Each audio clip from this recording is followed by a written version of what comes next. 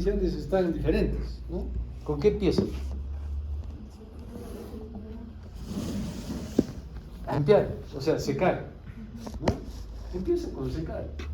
En cambio, en el otro no, estaba casi después de la aspiración, después de posicionar. Entonces acá un poco como que el orden me ha puesto que no es tan importante. Lo primero es secar, porque el secar es como una estimulación, ¿no? Entonces dice secar y posicionar, ¿no es cierto? Y dice, y gentilmente o amablemente, ¿no? Administración, estimulación táctil, si es que la respiración es ineficiente, ¿no? Y aspirar vías aéreas si es que es necesario. Entonces, un poco como que ha cambiado en ese aspecto. Entonces, entienden eso. Más abajito dice, los pasos correctivos, el Mr. Sopa, y van a ver al lado que hay un desorden. Hay M, R, O, P, A, S al lado, pero dice, ya no es necesario que me siga un orden, ¿no? Ustedes tienen que identificar cuál es el paso correctivo más importante que es necesario para ese niño, ¿no? ¿Cuál es el paso más importante? Y eso es el otro cambio. No es necesario que me lleven un orden, que en el otro decía, por ejemplo, reposicionar y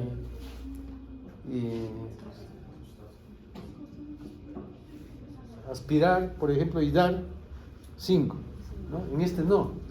Ustedes de todo identifiquen qué está fallando. ¿Cuál sería lo primero que harían para mejorar más ese paso correctivo? Y eso me hace acordar a un asfixiado que tuvimos hace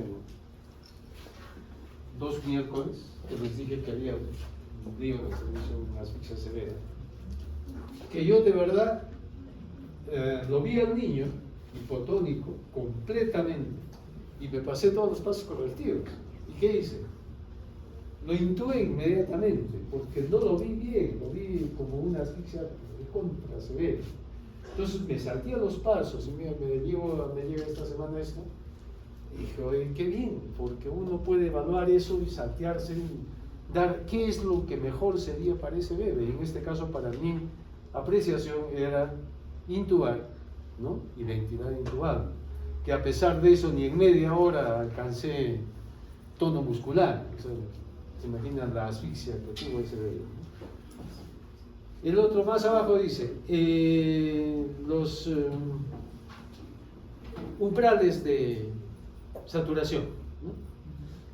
¿Qué ha desaparecido ahí? La evaluación del minuto. Dice, no es necesario que nosotros estemos evaluando el minuto, porque al final, si un niño un feto, tiene 58 a 60% de saturación, y ahí al minuto en el antiguo decía de 60 a 65, ¿para qué evaluamos eso? Mejor evaluamos a los 2 minutos y empecemos de 65. Y ese es el cambio que había, ¿no? Entonces se ha eliminado un renglón ahí, ¿no? Un paso más. Después dice el manejo del cordón umbilical. En el anterior, ¿qué decía? ¿Se acuerdan?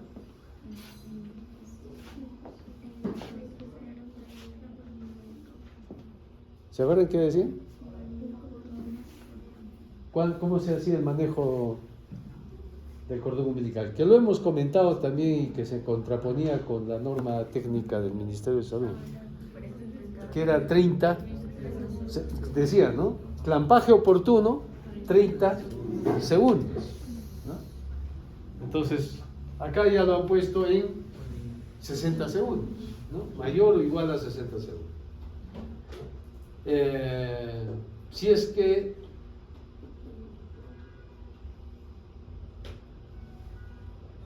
el estruje, ¿cómo se traduce esto? El estruje o el ordeñamiento del cordón. Dice, por ejemplo, en menores de 28 semanas la evidencia dice no recomienda estruje de cordón. O sea, estruje de cordón es esto. Hacerle que pase así, y aprieto y jalo para que entre sangre del cordón hacia el bebé. Y es lógico, porque si hay un aumento brusco de volumen de un prematurito menor de 28, ¿qué pasa acá? Hemorragia. Entonces ya lo están poniendo, ¿no? Que no es que estrujar. Para los niños de 28 a 34 semanas, igual dicen, no existe una evidencia que tampoco que lo recomiende, ¿no?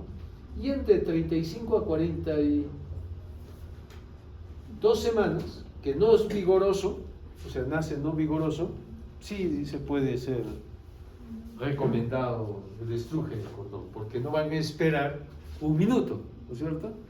Entonces, nació deprimido ese niño, el ginecólogo puede hacer el estruje de cordón, cortar y entregarlo para reanimación.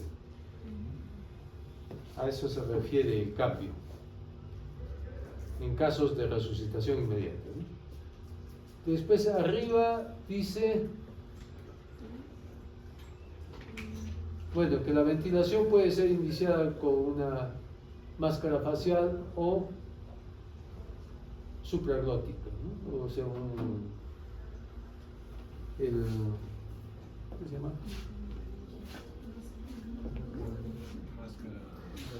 La laringea, ¿no? La máscara laringea, que se puede iniciar la ventilación con cualquiera de los dos. Antes, ¿qué te decía? Solamente máscara primero y después de los pasos correctivos, tubo o máscara laringea. Acá te dice, ¿no?, que la ventilación puedes iniciarla con máscara laringea, que al final no es invasivo, o con máscara facial. Después, el inicio de la concentración de oxígeno para reanimar. También ahí ha cambiado un poco. Lo han dividido de acuerdo al grado de prematuridad. Dice, en mayores o iguales de 35 semanas, 21%. Eso quedó así. Lo que lo han dividido es en menores de 35 semanas, que el anterior decía, para todos los menores, ¿qué decía el anterior? De 21 a 30, pero acá lo han dividido. Entonces lo han puesto en mayor o igual a 32, o sea, hasta menores de 35, se puede utilizar 25 a 30, y de 21 a 30% de concentración de oxígeno, y para menores de 32 puede ser igual o mayor a 30. O sea, para los más pequeños ya da opción iniciar con mayor concentración incluso. Entonces, otro cambio importante.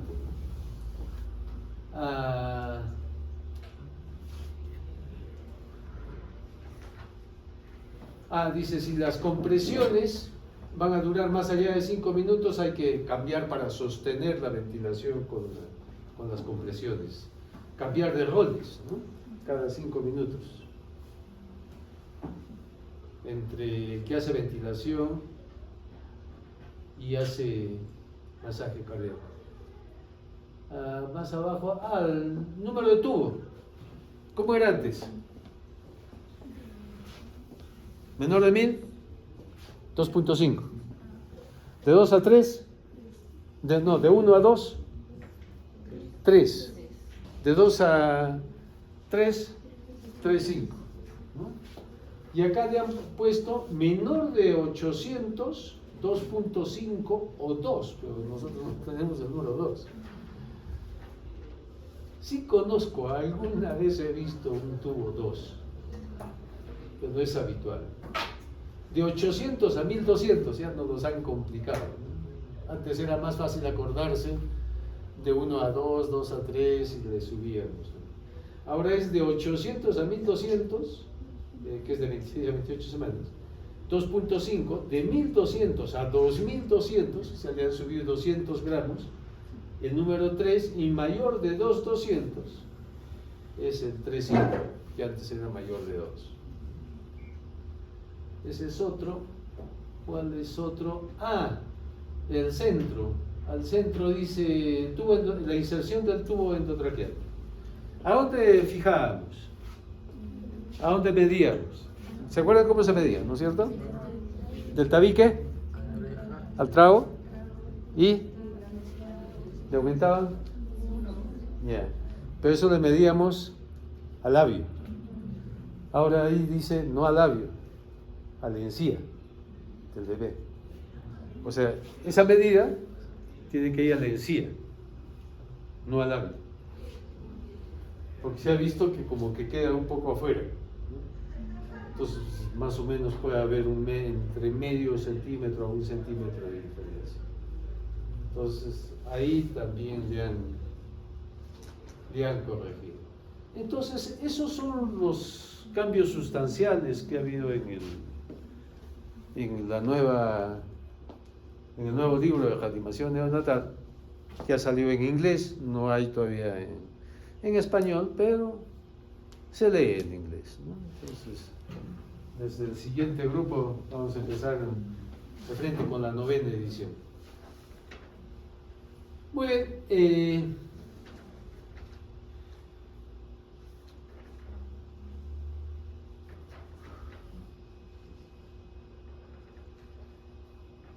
¿quién vino? Alguien vino. Yo, Mariana Mendoza.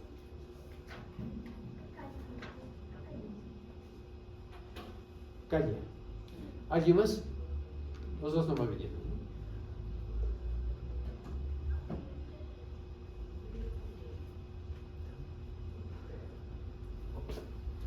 ¿no? Muy bien, doctores, vamos a empezar con lo que es el tercer capítulo. En este tercer capítulo vamos a ver todo lo que son procesos respiratorios, todos procesos hematológicos,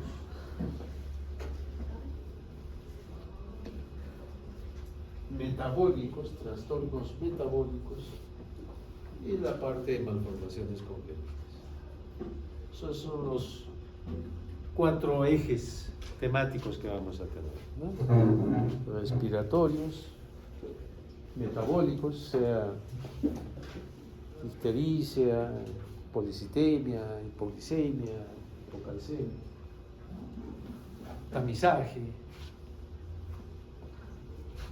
y la parte de malformaciones. ¿Cuáles son los 2 más frecuentes que tenemos? Respiratorios, metabólicos. ¿Se ve o prefiere con la luz apagada? ¿Apagada? Se va a ver mejor, ¿no?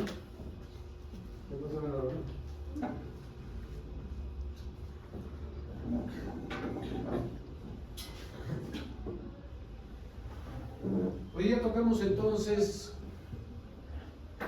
2 patologías respiratorias.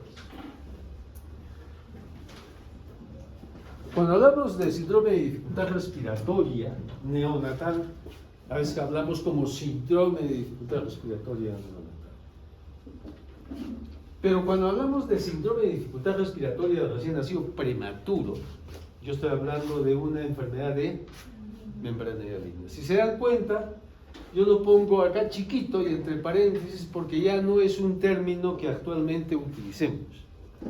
Utilizamos CDR del prematuro.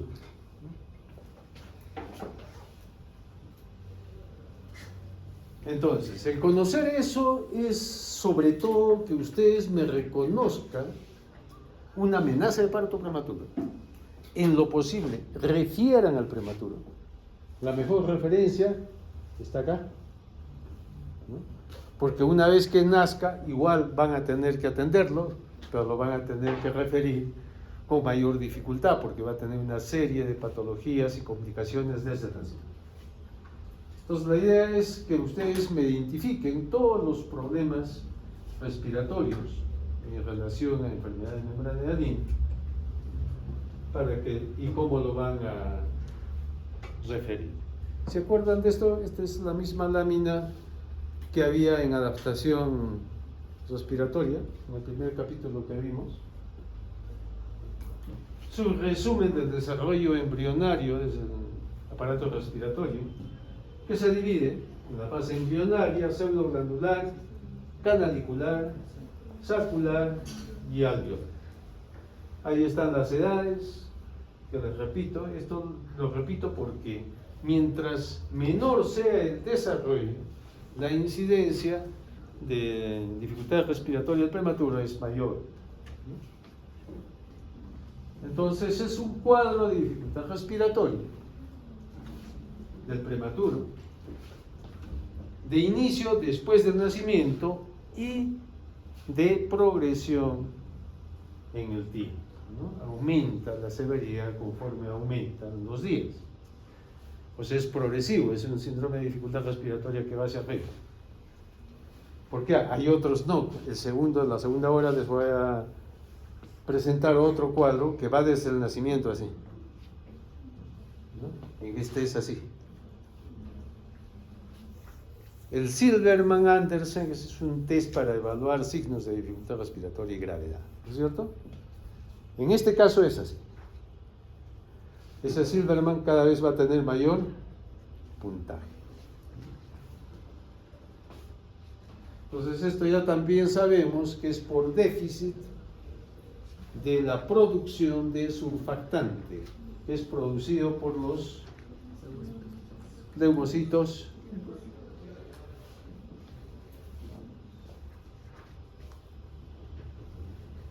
incidencia 0.5 a 1% de todos los nacimientos. Pero si solo me toco a los prematuros, 10% de todos los prematuros. O sea, mientras menor sea, va a ser mayor la incidencia. Por lo tanto, esa incidencia empieza desde un prematuro de 36 o más 2%, porque ya aumenta a partir de la semana 36, de 33 a 35, 10 a 15%, y puede llegar hasta 60 a 80% de los niños nacidos entre las 26 a 28 semanas de edad gestacional. ¿Sí? Entonces tiene una relación inversamente proporcional a la edad gestacional. Los cuadros han ido en disminución conforme ha aumentado los años, las mejoras de las unidades de cuidados intensivos, la disposición de surfactante. A comienzos de siglo era más difícil, ya usábamos surfactante. En realidad, surfactante lo uso desde que yo era residente, ¿no? En los años 90. Pero solamente lo tenía el Seguro Social, en este caso el Hospital Rebagliati, donde está. Y algunos no iban bien, porque utilizaban tardíamente, cuando el cuadro ya estaba bien instaurado, cuando los alvéolos ya estaban cerrados. Entonces, como que no había un buen efecto en los años 80, 90, ¿no? Todavía era alto la mortalidad por membrana de adeno, ¿no? De todos los niños. Pero después ya se hicieron protocolos en los cuales se hacía no solamente tratamiento, sino prevención. Lo que yo hacía era poner surfactante a todos los niños menor de 2 kilos, por ejemplo, en ese tiempo. Entonces la incidencia cayó, o sea, les ponía de inicio. Eso es un tratamiento profiláctico.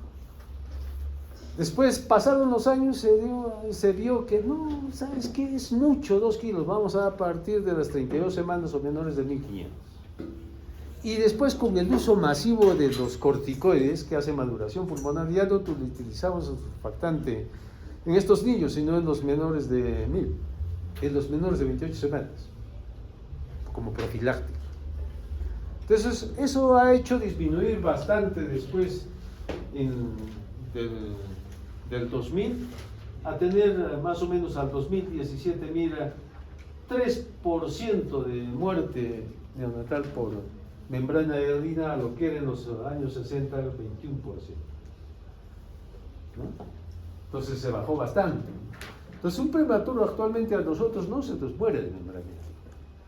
¿De qué se puede morir? Una complicación. Sepsis, por ejemplo, asociada a la ventilación mecánica, ¿no? O un neumotórax, complicaciones. Este también es lo que ya les expliqué, solamente para recordarles que el surfactante se compone de un 90% de lípidos y un 10% de proteínas, ¿no? Sobre todo la B y la C.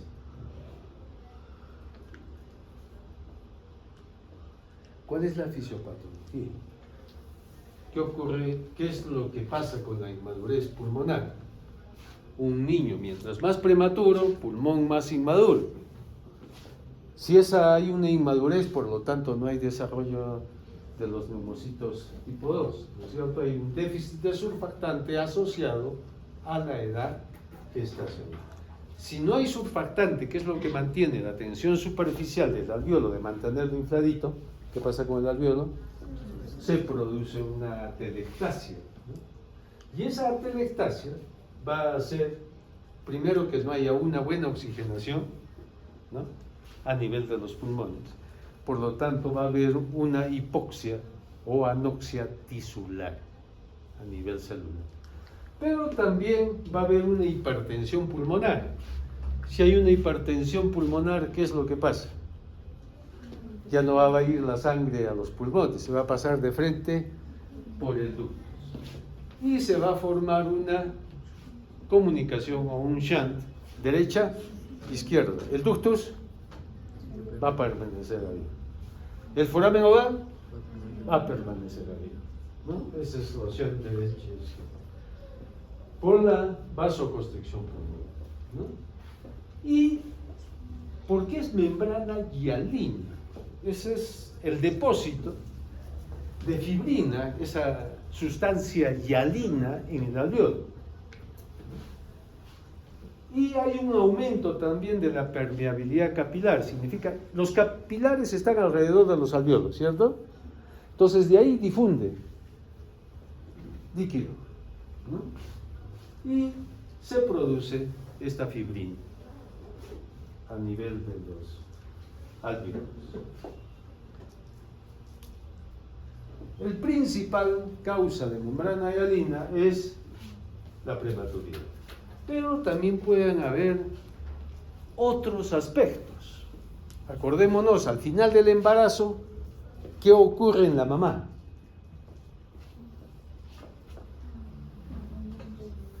¿Qué cambios hormonales hay en la mamá? Ustedes están haciendo obstetricia a la vez, ¿no es cierto? ¿Sí? ¿Qué pasa en el niño? ¿Qué hace el estrés? Libera oxitocina. ¿Ah? Libera oxitocina que ayuda con las contracciones de trabajo de parto. Claro. Y también ayuda a eliminar el líquido pulmonar incluso intraútero, ¿no es cierto? A disminuir un poco. Entonces, la cesárea sin trabajo de parto es un riesgo. El estrés del trabajo de parto hace aumentar la producción de surfactante, ¿no? Antecedente membrana hialina, hijos anteriores, hemorragia materna, porque es como que la sangre, ¿no?, que puede influir en una aspiración, puede interferir con el surfactante, o la hipoxia producto de una hemorragia interna, también la hipoxia disminuye la producción de surfactante. Todo puede haber, ¿no?, la asfixia. El hijo de madre diabética, ¿por qué? No, porque interfiere con la producción de surfactante, la insulina. No, la insulina del bebé, Sí. porque hay una hiperinsulinemia fetal. O sea, el problema es la hiperinsulinemia, que me afecta la producción de la acción del En la eritroblastosis fetal, igual, ¿no? Puede haber, es otro tipo de hiperinsulinemia. El sexo masculino, siempre se dice, casi en todas las patologías siempre hay una predisposición del sexo masculino a tener problemas. Así que de chiquitos, de recién nacidos, quien es más débil es el varoncito. De viejos también, ¿cierto? ¿Quién es más débil? Los viejitos son los más débiles. Ahí cuenten, ¿cuándo hay más? ¿Viudas o viudos? Más viudas. O sea, siempre el sexo masculino es desde que nacen. Cuando son gemelos, prematuros. ¿Quién tiene más riesgo de hacer distrés respiratorio? El segundo. ¿Y por qué el segundo? El segundo es el que está al lado, ¿no? El primero es el que está encajado. El primero es el que hace el trabajo de parto. El primero está bajo estrés, ese va a madurar más. El segundo está esperando que el primero nazca para seguirle, ¿no? Entonces no madura tanto como el primero. Entonces es un síndrome de dificultad respiratoria progresiva desde las primeras horas de vida, ¿no? Puede haber edema. Sí, ¿por qué puede haber edema en membrana de harina? Porque puede acompañarse de un SIHAT. ¿Me entienden qué es SIHAT? Síndrome de secreción inapropiada de hormona antidiurética. O sea, se produce más y ¿qué hace? Retiene más líquido. Y si te retiene más líquido, ¿qué va a haber? Edema. Diuresis disminuida antidiurética, ¿sí? Por el SIHAT. Entonces, esto se produce más por eso. Secreción inapropiada de hormona antidiurética. Va progresivamente a aumentar la dificultad respiratoria y tiene un AHME, tiene un pico a las 72 horas de vida. Va agravándose. Entonces la mayoría de complicaciones o muerte que puede haber en este caso son en las primeras 72 horas. Después de las 72 horas comienza la mejoría. ¿Por qué? Porque el niño va produciendo su surfactante. Puede entrar en shock, puede haber falla hemodinámica también, ¿no? Depresión de pulsos. Y lo más característico es los signos de dificultad respiratoria. Son muchos signos. Algunos de ellos están descritos en el test de Silver. Para que se acuerden siempre, ay, qué signos de dificultad respiratoria que tengo que observar. Miren de arriba hacia abajo. Si miran arriba, ¿qué miran? Aleteo nasal, ¿no? Si miran la carita, ¿qué miran? Cianosis, o el cuerpito en piel, cianosis. Si miran en la boca, ¿qué miran o escuchan? Quejido. Ojo, la cianosis es piel y mucosas. Porque si las mucosas no están cianóticas, eso no es cianosis central. Eso es una cianosis periférica de la piel, ¿no? Siga bajando, ¿qué hay acá? ¿Qué puede haber? Tiraje intercostal. Retracción sifoidea. Desbalance tóraco-abdominal. ¿Qué más puede haber a nivel de la respiración? ¿Qué más observa? La frecuencia, ¿cierto? Una taquipnea. ¿Qué es una taquipnea? Aceleración de la frecuencia. Generalmente esto, ¿no? Es taquipnea. ¿Han visto a un perrito en calor? Es una taquipnea. ¿Qué es una polipnea?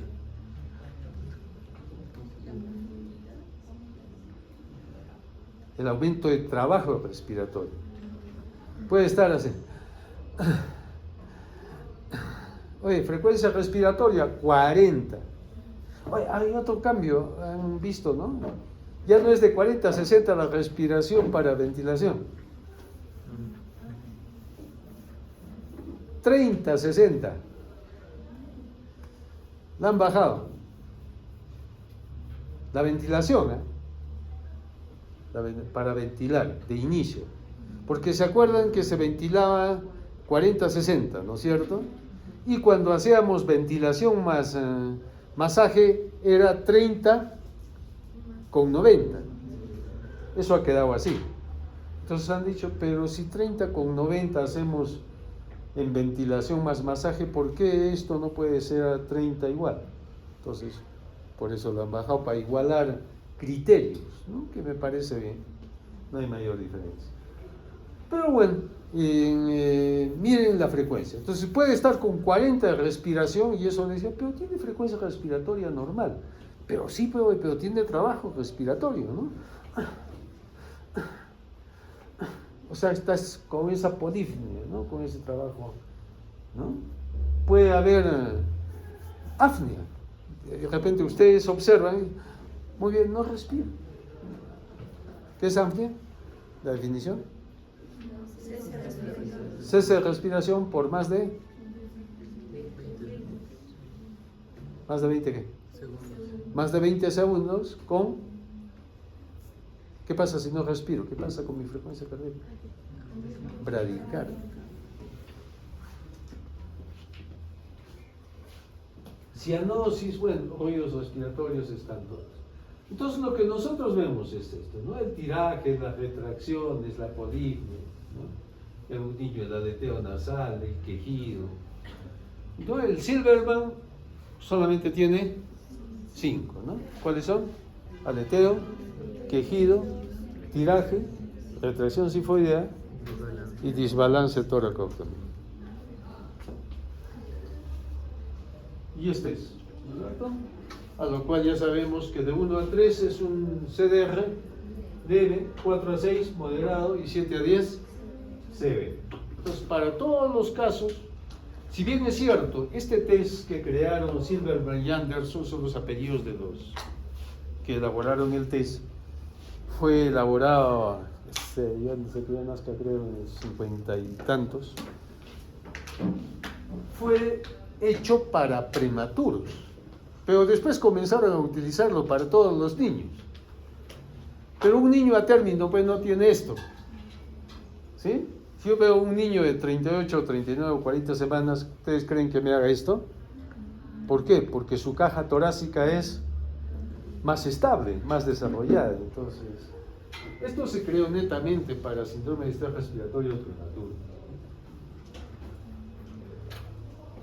Para el diagnóstico, aparte del cuadro clínico, tenemos la radiografía, que es la que nos puede evaluar el grado de membrana hialina, de acuerdo al tipo de opacidad que me dice, oye, ¿qué cantidad de alvéolos se me habrán colapsado? Generalmente, en el grado 1, hay una imagen reticular muy fina, leve ahí, ¿no? Se ve todavía la silueta cardíaca, ¿no? Se ve todavía que hay aire en los pulmones, ¿no? Salvo algunos puntitos que hay ahí, ¿no? Y ese es el grado 2. Y hay mayores puntitos, ¿cierto? Es un reticulado más marcado. ¿Ese reticulado qué significa? Que hay más grupos alveolares que se han atelectasiado, que se han colapsado, ¿no? Y puede haber broncograma aéreo, que se dibujan unas rayitas negras por ahí, en las cuales se queda atrapado el aire porque no puede pasar hacia los alvéolos.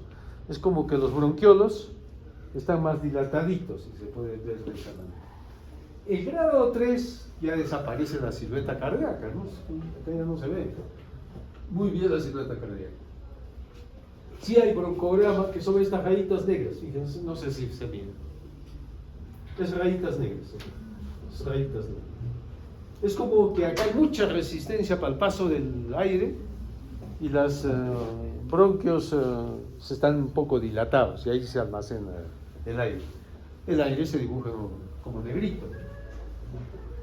Y el grado 4 ya es el último grado, en las cuales ya no hay diferencia entre silueta cardíaca y pulmón. Prácticamente ya todo el pulmón está atelectasiado. Y fíjese, el broncograma aéreo es mucho más marcado, estas como ramificaciones gruesas que tienen ahí, ¿no? Pues ya no hay silueta cardíaca. Estos son los 4 grados. Si encontramos esto o sí, la mortalidad es mucho mayor, ¿no? Entonces tienen ahí primer grado, segundo grado, tercer grado, cuarto grado. Entonces, el manejo es básicamente desde antes de que el niño nazca.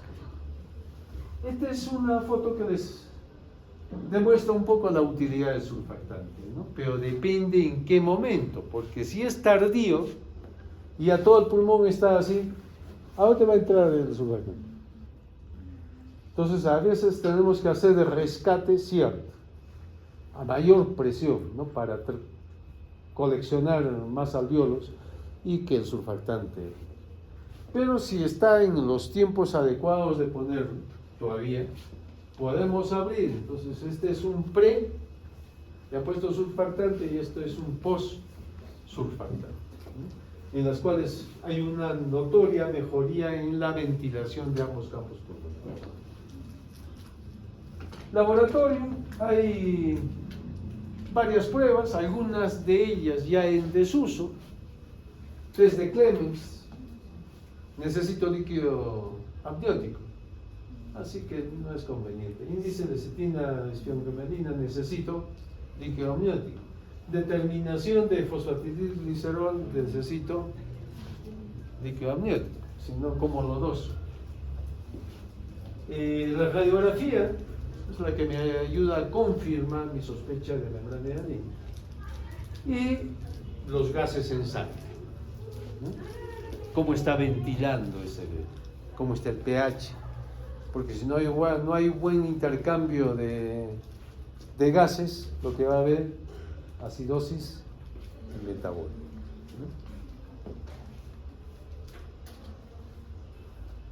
¿no? Anatomopatológicamente lo que identifican más es esos depósitos de fibrina, que es la membrana hialina, ¿no? Esas membranas hialinas dentro de los alvéolos. Hay una atelectasia y hay este patrón, ¿qué parece? ¿Un pulmón o un hígado? Parece un hígado, ¿no es cierto? Por lo tanto hay una hepatización del pulmón.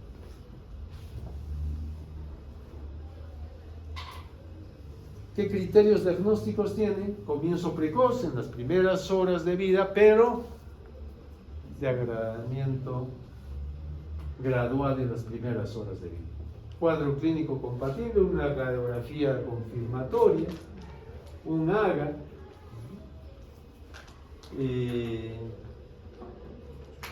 y que se mantenga la signología respiratoria durante por lo menos 48 horas.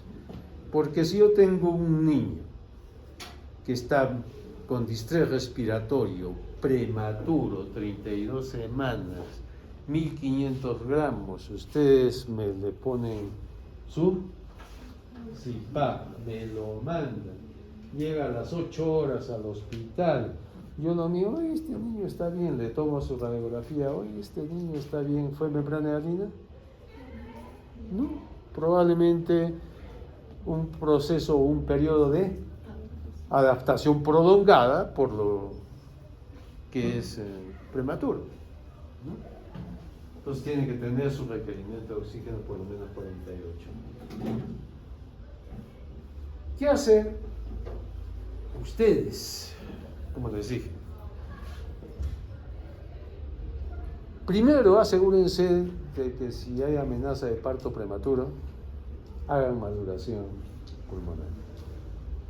Hay dos maduraciones que se hacen prematuritos, ¿no es cierto? Maduración pulmonar con corticoides y neurológica con...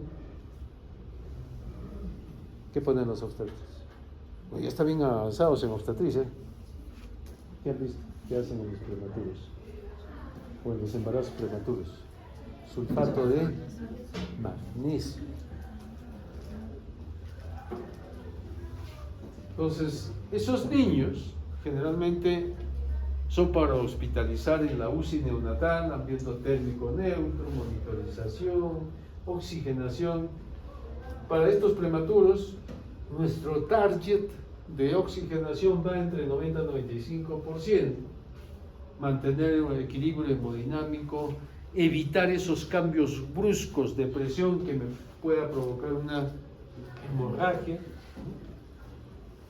Exámenes que podemos pedir, radiografía de tórax, gases, glicemia, cultivos, Si ustedes están en la periferia, me van a estabilizar, me van a poner su dextrosita, AVIC de 4 a 6, ¿sí? ¿Qué más?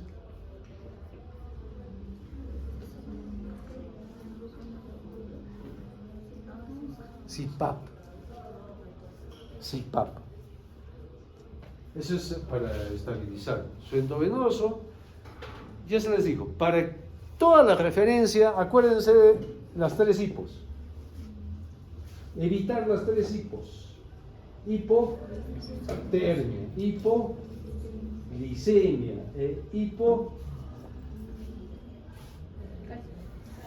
hipoxia. Hipoxia. Entonces, endovenoso, oxígeno y temperatura, ¿no? Dar una temperatura inicial. ¿Cómo lo pueden hacer? Incubador de transporte, contacto piel a piel también, o campitos precalentados. Eviten la hipotermia, porque el prematuro es eso, controlarlo.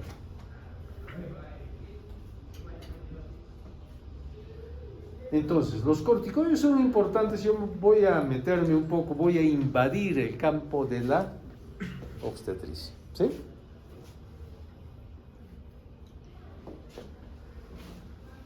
Estas son las recomendaciones basadas en evidencia. Y tiene un grado de recomendación alto, ¿no? El más alto, que es el 1A.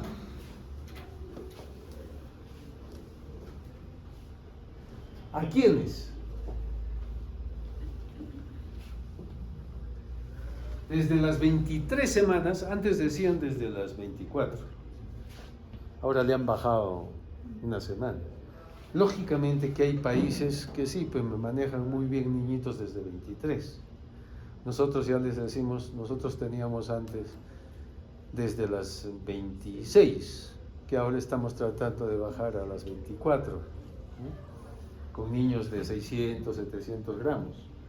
Mayores de 26 o de 750, pues ya tenemos bastantes niños que hemos sacado. Pero hay otros países, Suecia o en Estados Unidos incluso, que ya me manejan desde las 23 semanas. Entonces, el manejo se va a hacer desde las 23.0 días hasta las 33.6 días. 33 semanas, 6 días, o sea, menores de 34 semanas, ¿no? Que tengan riesgo de parto prematuro, o sea, amenaza de parto prematuro en la próxima semana hacia adelante. Esa es la indicación. Y hay 2 corticoides que me pueden utilizar, ¿no? Betametasona o dexametasona. Muchas veces cierto, betametasona utilizamos más en los hospitales, pero a veces no hay mucho en los centros de examen, pero sí hay esto. Así que tienen la segunda opción. Betametasona 12 miligramos intramuscular cada 24 horas por 2 dosis. Y la dexa 6 miligramos cada 12 horas por 4 dosis. O sea, con cualquiera de los dos vamos a hacer en 2 días la maduración, ¿sí? Por lo menos tiene que hacerse para que tenga algo de beneficio 24 horas, ¿no es cierto? Antes. Bueno, esta revisión la he sacado hasta abril del 25, es la recomendación que hay. Entonces, prenatal, corticoides. Perinatal, la atención de parto, la prevención de la asfixia, porque la asfixia me va a agravar el cuadro. Y neonatal, nace ese bebé y vamos a utilizar surfactante. ¿A quiénes? Todos los bebés que necesiten oxígeno más de 0.3 a 0.4, ¿no? Para una saturación, ya les digo, en este caso vamos a mantener 90 a 95%. de saturación, a pesar del uso de CPAP. Ustedes no van a tener surfactante, ¿no es cierto? Pero sí me lo van a mandar con CPAP. ¿Qué hace el CPAP? Preserva el surfactante, conserva el surfactante, mantiene el alveolo hinchadito. Entonces ustedes me pueden hacer un CPAP artesanal, de esa manera podemos administrar el tóxico. Lo administramos en forma temprana, como profiláctico, o en forma tardía, después de las 2 horas. Dentro de las primeras 2 horas al nacimiento, en niños, como les dije, que si son madurados, menores de 28 semanas.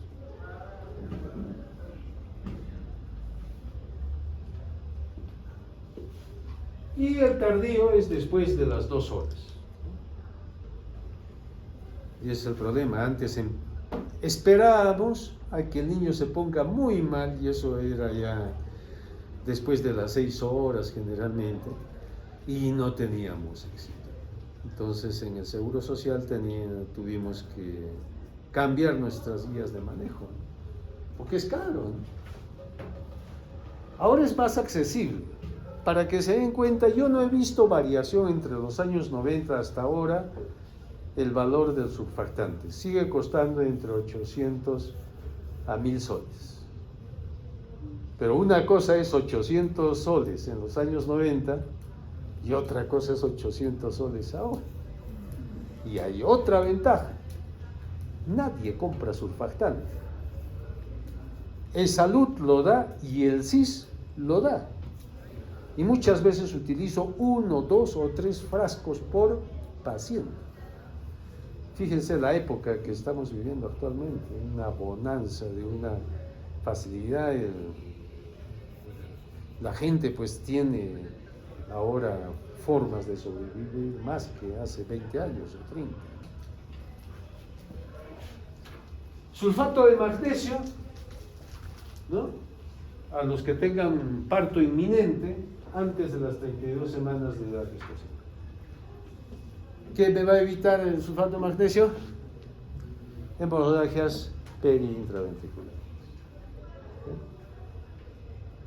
Pero a diferencia de los corticoides que las ponemos antes de las 34 semanas, en el caso del sulfato de magnesio es para menores de 32 semanas. Este es el que utilizamos nosotros. Hay derivados bovinos, que es este, que es el que utilizamos, pero también hay el otro. La segunda opción es el puro surf, que es un derivado porcino, o sea, de pulmón de chancho. Pero el que más utilizamos es el de pulmón de bovinos, ¿no? De reses. La dosis, 4 mililitros por kilo, o lo mismo 100 miligramos por kilo, o sea, porque es lo mismo.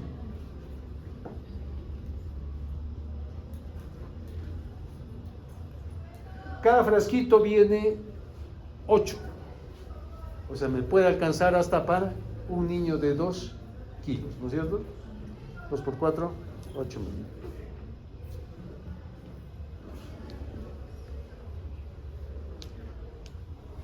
Este es el CPAP, que no voy a ahondar mucho porque tenemos una clase de oxigenoterapia. En sala de partos, empiécenme con esto. Si van a tener un niño, sobre todo menor de 32 semanas, tengan todo preparado. Menor de 1500 o de 32 semanas, tengan todo preparado. Pónganle CPAP. Tienen que ingresar con el CPAP artesanal armado a sala de partos. Y nace el bebé, hacen las primeras atenciones. Si el niño está respirando y no se necesita reanimación y ya tiene respiraciones espontáneas, le ponen el CPAP. Ahora, ventajas para prevenir la atelectasia: previene la lesión pulmonar preserva la función del surfactante. En el caso de fracaso, como le digo, se puede repetir una segunda dosis.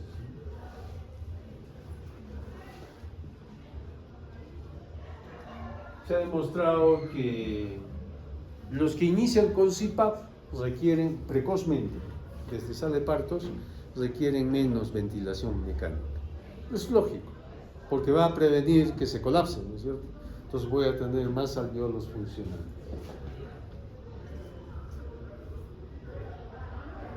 ¿En quiénes utilizamos CPAP? Primera condición, que el niño tenga que estar respirando. ¿Se acuerdan de reanimación? ¿A quiénes poníamos CPAP? A los que respiraban con dificultad, pero que tenían respiraciones espontáneas. Igual acá. Si están apneicos o bradicárdicos tienen que recibir ventilación a presión positiva. ¿Qué presión? 5 a 7 centímetros en ese rango. Quiere decir que la línea distal va a ir debajo del agua, 5 a 7 centímetros debajo del agua. Yo tengo una línea acá, que viene el balón, tengo unas cánulas binasales y de acá sale al agua, debajo del agua. Los centímetros debajo del agua le van a dar la presión acá. Es como que le va a soplar. ¿Para dónde tiene más salida? Más fácil, para acá. Entonces el bebé hace un esfuerzo respiratorio, por más pequeño que sea, así, y la presión que le hace, le infla más, ¿no? Esa es la utilidad del CPAP. Y pueden incrementar ahí 1 a 2 centímetros a un máximo de 8. No les recomiendo para ustedes que me lleguen a 8 porque me pueden producir un neumotórax y se van a complicar. Nosotros que sí podemos llegar, pero estamos en un hospital donde yo puedo en ese momento poner un frasco, hacer una toracocentesis, drenar el neumotórax, ¿no? Así que de 5 a 7, 5 a 6 que le ponga, o 6 como hemos dicho al comienzo, promedio, ¿cuál sería? 6 centímetros de agua. Mándenmelo con 6 centímetros.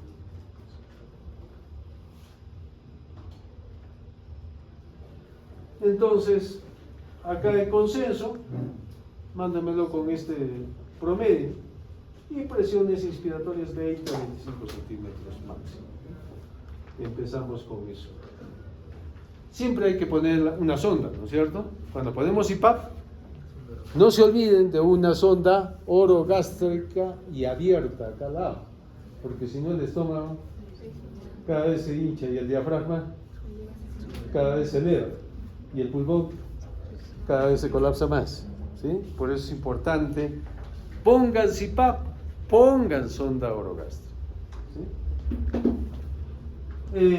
¿Cuándo hacemos ventilación mecánica? Cuando fracasamos del CPAP, ¿no? Sobre todo cuando hay una alteración, cuando necesito más cantidad de oxígeno o cuando los gases arteriales me estén alterados, ¿no? Presión arterial menos de 50, FiO2 más de 40%.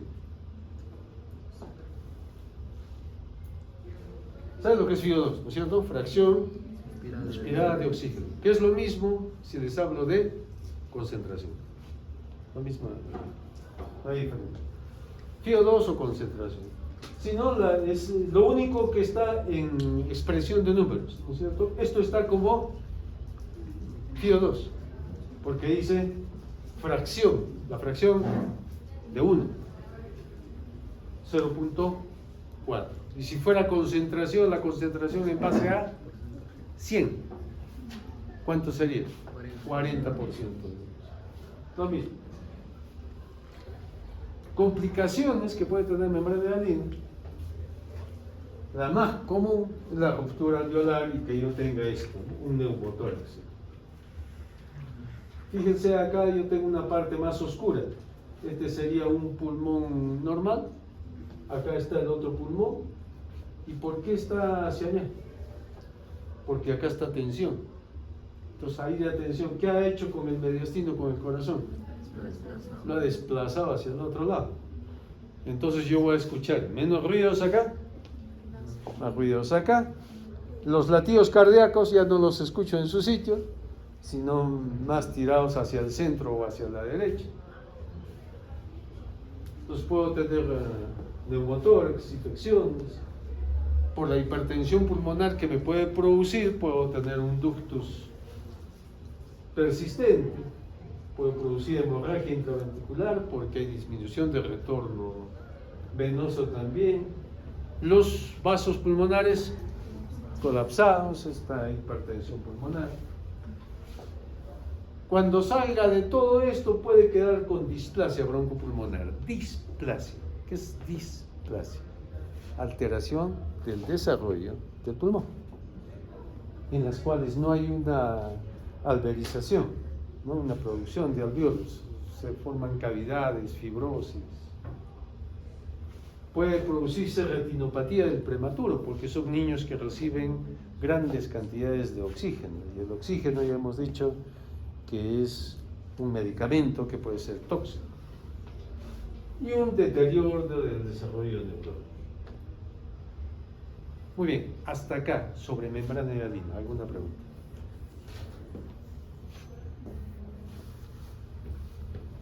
Ahora,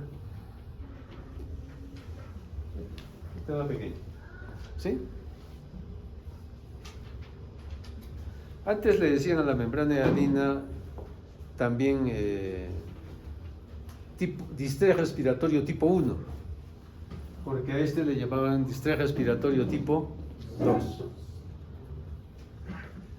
Y después solamente ya nos quedamos con síndrome de distrés respiratorio del prematuro, ¿no? Membrana hialina. La taquipnia transitoria recién nacido. ¿Qué significa taquipnia? Hemos hablado.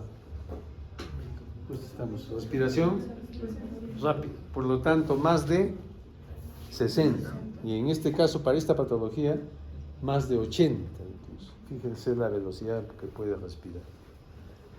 Transitoria, y a veces nos equivocamos con eso de transitoria. Digo, ¿cuánto durará? ¿Cuánto creen que dure? Transitoria, horas, sería transitoria. Este transitorio significa días, que puede ser 2, 3, 4, 5 días.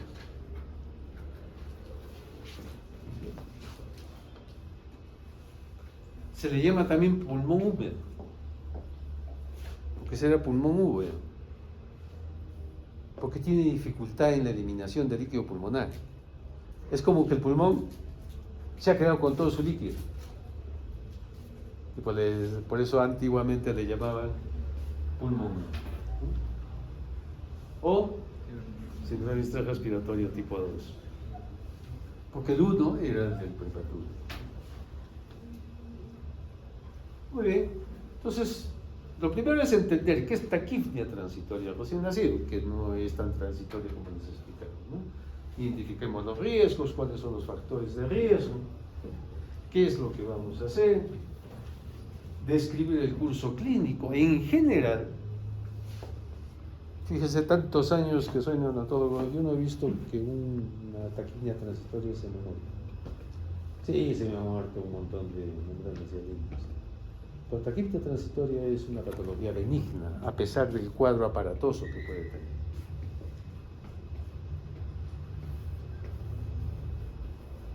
Entonces, ¿por qué se le edema? Les explicaba porque el líquido pulmonar se queda. ¿Se acuerdan del líquido pulmonar hacia dónde se iba? Una parte por acá, favorecido por las contracciones uterinas. Otra parte se iba a los vasos sanguíneos, ¿sí? Directamente a la circulación. Otra parte se iba a los linfáticos, ¿sí? Entonces, son las tres vías de eliminación del líquido pulmonar, pero esta se afecta sobre todo la de los linfáticos. Por lo tanto, hay como un edema intersticial a nivel pulmonar. O sea, hay un problema en la depuración de este líquido pulmonar.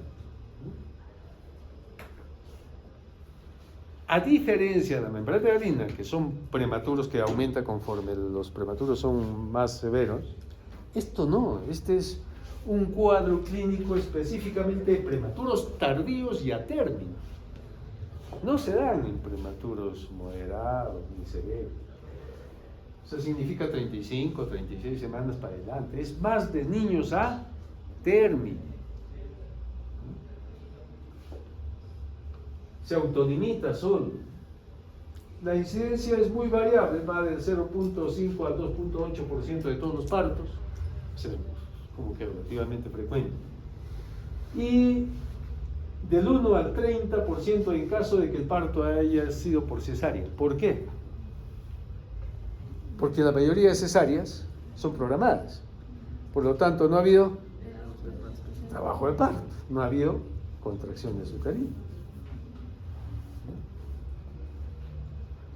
Aquí hay un trabajo grande que se hizo, que lo tienen la referencia abajo, sobre 33.289 partos.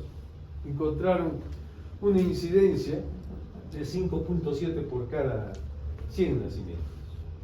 1000 nacimientos, perdón. 1000 nacimientos. Entonces, acá hay un edema por el retardo de la eliminación del líquido pulmonar, ¿no? Sobre todo, ¿por dónde? ¿Cuál? El linfático. Hemos visto antes vía aérea, vía vascular y vía linfática. Esa es la vía que más se afecta, ¿no? Entonces, no hay una buena eliminación de los linfáticos. ¿Hacia dónde van los linfáticos? Hacia el conducto torácico y de ahí al sistema vascular. Por eso hay una que va directamente a los vasos sanguíneos y a otra va a llegar, pero a través de los linfáticos. Esa es la que está afectada, ¿no? Entonces se acumula en los linfáticos peribronquiolares. El bronquiolo es lo que desemboca en el alveolo, ¿no es cierto? Entonces fíjense, hay un edema de nivel intersticial y sobre todo alrededor de los bronquiolos. Entonces el aire entra, sí entra, sale con dificultad. Entonces es como cuando ustedes están inflando un globito. Entonces, ¿cómo va a estar el bebé? Así. Ustedes lo van a sacar a un niño sacando pecho, pero no tiene buen intercambio gaseoso. ¿Cómo va a respirar? Como ese perrito con calor. Hacer así. Generalmente más de 80 o más de 100 respiraciones por minuto. Por minuto. ¿Se imaginan cómo respirar 100 veces por minuto? No podríamos, ¿no? El niño está así. Entonces hay un colapso del bronquiolo y el alveolo está hiperinsuflado. Muchas veces, incluso hay edema a nivel, hay como un derrame, hay intercisuras en el pulmón. La taquipnea es como compensatorio, ¿no? Para poder oxigenarse mejor ante la disminución de la compliance pulmonar. Entonces, un niño que está cianótico, en las cuales una de las principales causas es la cesárea, por eso les digo, si bien es cierto en las clínicas el 99% de partos son por cesárea, no es la mejor elección. Y generalmente van ahí las personas que dicen, bueno, no, yo no quiero un parto vaginal, pero corre el riesgo, tiene sus patologías la mamá y el bebé. Esta es una de ellas. Entonces, durante el trabajo de parto, ¿no? Cuando hay trabajo de parto, se estimula pues, la eliminación del líquido pulmonar y también se seca la secreción de líquido pulmonar. Por eso le digo, ¿qué aumenta al final del embarazo en el bebé? Las catecolaminas, ¿no es cierto? ¿Y las catecolaminas qué función tienen? Frenan, o sea, hacen que ya no se produzca más líquido.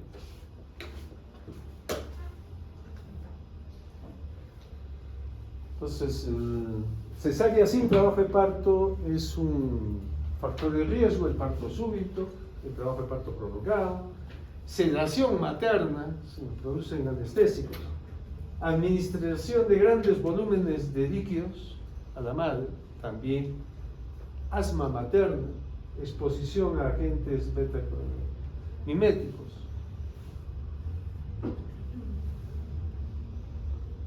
Asfixia. En la asfixia tampoco no hay el proceso de adaptación normal.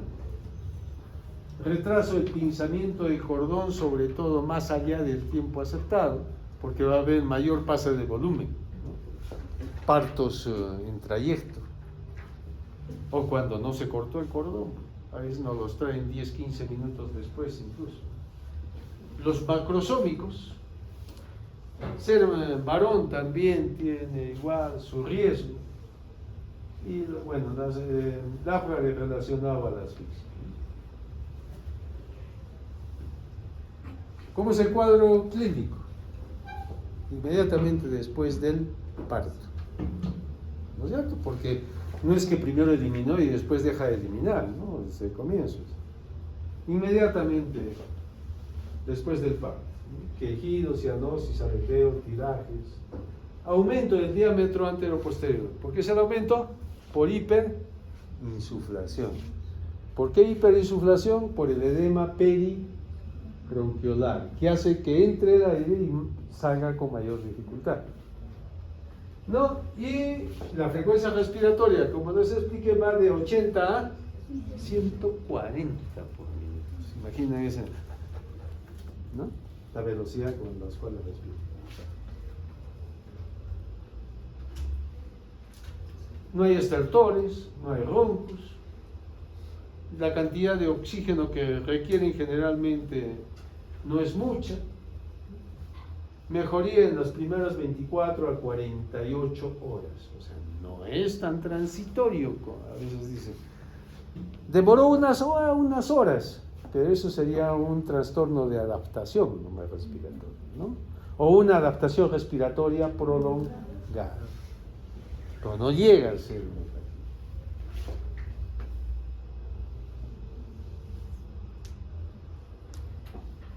Pero tratar es para el diagnóstico no me ayuda nada, aunque algunos dicen que en estos niños hay cierta inmadurez pulmonar y eso podría condicionar una mayor incidencia, ¿no?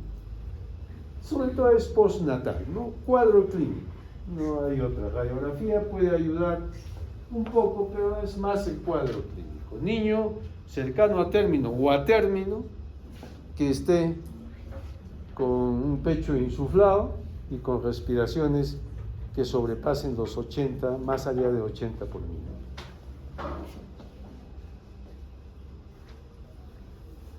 Una radiografía, ¿qué es lo que pueden encontrar? Puede haber, fíjense que parece una costilla adicional, no, es líquido entre las fisuras, por el edema, ahí. Puede haber líquido pulmonar retenido ahí en la cisura, puede haber derrames pleurales, edemas alveolares también o peribronquiolares. Entonces ¿cómo están las costillas? Un poco horizontalizadas, ¿no? Con gran espacio entre las mismas, aumento de estos espacios intercostales, ¿no? Entonces horizontalización, el diafragma aplanado por la misma insuflación, no hay la curva del diafragma, son diafragmas más y puede haber cierta cardiomegalia.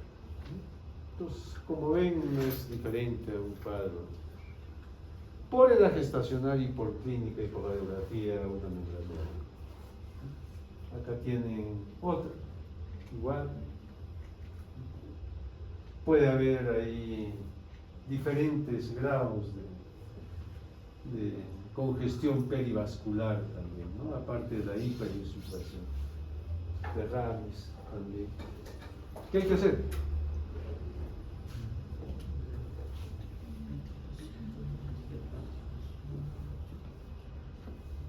La aspiración es muy rápida. Le damos a quedar que a su mamá. ¿Cuál es el problema? Se puede aspirar. Se puede tener una aspiración láctea, ¿no? Porque no va a tener tiempo a coordinar entre lo que es succión y deglución. Se va a aspirar probablemente. Así como estamos acá, más de 80, lo ponemos en ayuno. Le ponemos un endovenoso, le ponemos oxígeno y lo referimos.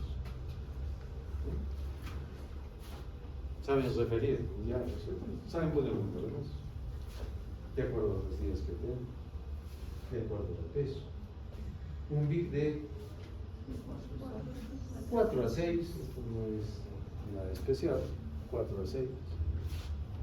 Y pueden poner lo más fácil para traslado, es una canulita nasal.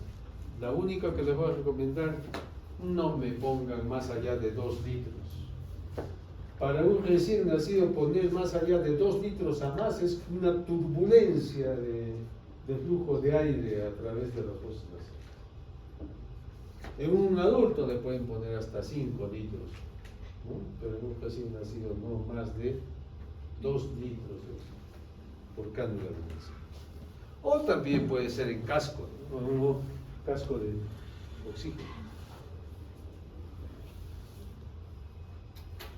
Su fluidoterapia de por sí nosotros restringimos, ¿no es cierto? El primer día, 60. Siguen con lo que yo les he recomendado. Restricción de líquidos, en este caso. Porque el requerimiento de un niño no es 60, es 120. ¿No? Pero por todos estos procesos de adaptación, nosotros restringimos los líquidos en todos los niños al comienzo. Y gradualmente le vamos aumentando las necesidades hasta llegar a los 100 o 120 mililitros por kilo. Entonces, pronóstico es, bueno, como les digo, en todos los años que tengo, ninguna taquimia transitoria se me. Es una enfermedad autolimitada, tiene su tiempo, hay que darles su tiempo para que se reabsorba nuevamente este líquido pulmonar. Es benigno. Tampoco se ha observado secuelas a largo plazo, como sí en la membrana.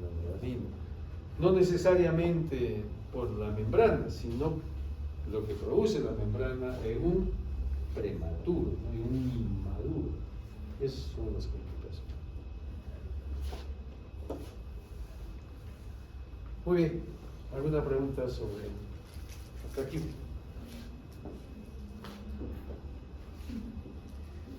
Entonces, estas son las primeras 2 patologías que vamos a revisar sobre distrés respiratorio prematuro. La siguiente vamos a hablar sobre... Martes próximo. Aquí le toca. Aquí le toca. Ah, mira, que parece que no se enteró. ¿Tú con quién? ¿No? ¿Qué van a hacer? Aspiración meconial, neumotórax y neumonía. ¿Sí? Oye, sé que no lo he revisado hasta ahora. No sabían ni los temas. Neumotórax, aspiración meconia y neumonía. En neumonía yo tengo 2 o hasta 3. Tengo neumonía congénita, igual que la sepsis, por transmisión vertical a través del canal de parto, o sea, madre e hijo. A eso se nace y está con dificultad respiratoria. Yo soy un niño a término, no es ninguna, hago mi diagnóstico diferencial, pero sí tengo los antecedentes de poliomielitis, RPM, fiebre materna, y el niño tiene signos de dificultad respiratoria, la radiografía me dice que hay ahí con esos. Puede ser neumonía congénita. Puede ser neumonía asociada al ventilador, pero eso ustedes probablemente no lo van a ver. ¿Por qué? Porque son de la SUSI. Son niños que están en ventilador mecánico y por el hecho de yo poner un tubo, invadir, cambiar tubo, aspirar secreciones, hace una neumonía intrahospitalaria, ¿no? Que nosotros le debemos asociar al ventilador mecánico. Entonces, esa como que no, ¿no es cierto? Pero sí, el niño que se va a su casa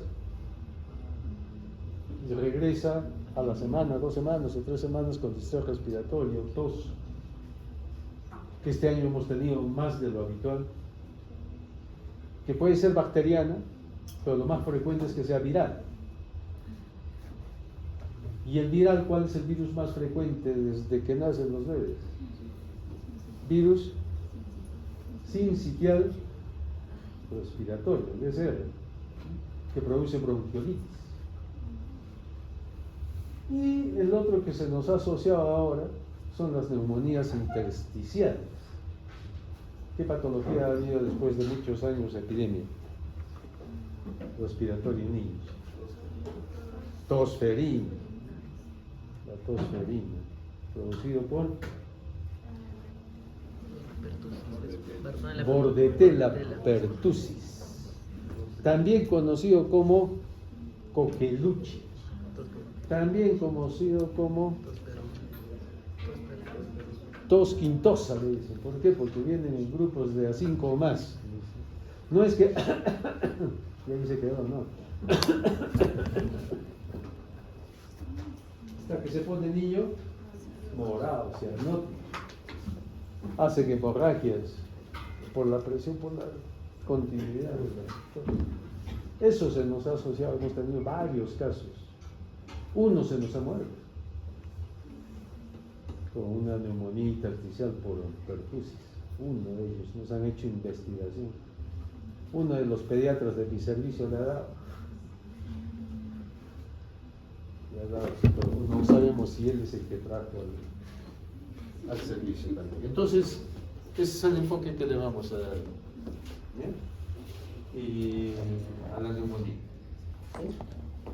Entonces, la neumonía asociada al ventilador